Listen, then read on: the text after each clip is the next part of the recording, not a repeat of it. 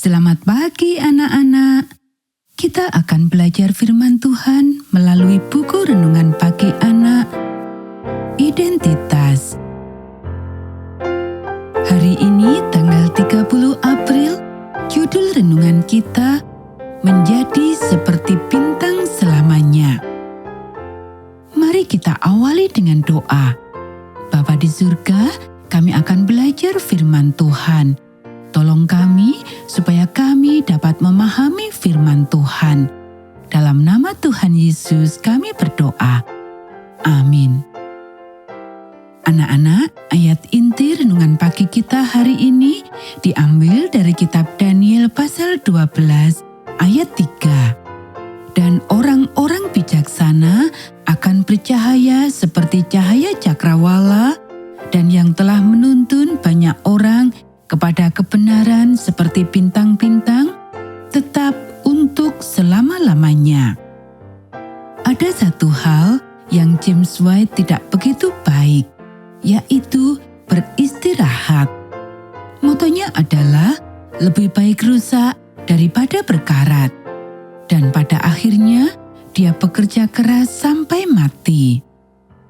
Pada tahun 1863, ketika denominasi diorganisasikan, orang-orang memilih penatua White sebagai ketua, tetapi dia menolaknya.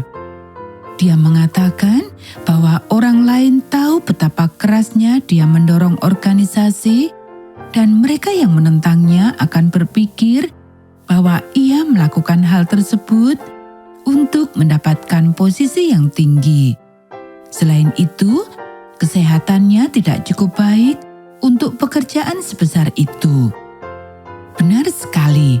Namun, selama tahun 1860-an dan 70-an, dia melakukan perjalanan, berkhotbah, menulis, dan menjadi presiden penerbitan, juga atas keberatannya menjadi presiden konferensi pada tahun 1865. Pada saat itu, mereka memberikan penerbitan kepada Uriah Smith. Dia membantu mengorganisir Battle Creek Sanitarium dan perguruan tinggi pertama kami, memulai majalah-majalah baru dan membangun kembali majalah-majalah lama. Dia mulai kelelahan. Nyonya White memiliki masalah yang sama, tetapi selalu lebih mudah untuk melihat seseorang yang Anda cintai. Jadi pada tahun 1867, dia bersikeras agar mereka pindah ke sebuah peternakan dan bekerja di luar dengan harapan untuk meningkatkan kesehatannya. Setelah 2 tahun menjalani perawatan yang terus-menerus dan bekerja di luar ruangan, ia menjadi lebih baik. Kemudian, dia mulai mencurahkan dirinya untuk orang-orang laki.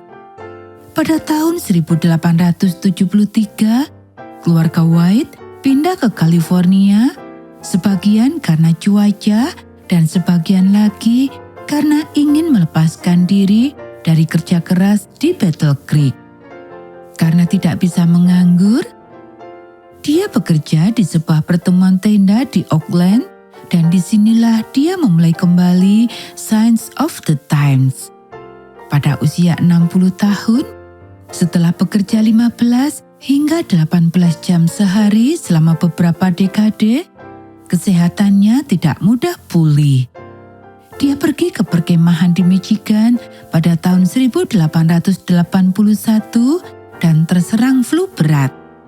Setiap hari, kondisinya semakin memburuk, dan setelah beberapa saat, istrinya juga tertular. Mereka dibawa bersama ke sanatorium, tetapi pada tanggal 6 Agustus, James White meninggal dunia. Anak-anak, inilah detail yang mengharukan. Ketika saya membaca teks di atas, saya tidak tahu bahwa teks itu juga yang dipilih oleh Nyonya White untuk menutup tulisannya yang berjudul Kematian Suamiku. Dalam kesedihannya, dia masih dapat menulis, "Aku melakukan pekerjaan hidupku sendiri dengan keyakinan penuh bahwa penebusku akan menyertaiku. Dan memang benar. Anak-anak, demikianlah renungan pagi kita hari ini. Mari kita akhiri dengan doa. Allah lembah air mata, Engkau menyertai kami dalam setiap kesedihan dan kesusahan, menangis bersama kami, tetapi juga menghibur kami. Nyonya White tahu bahwa ia akan melihat kekasihnya kembali.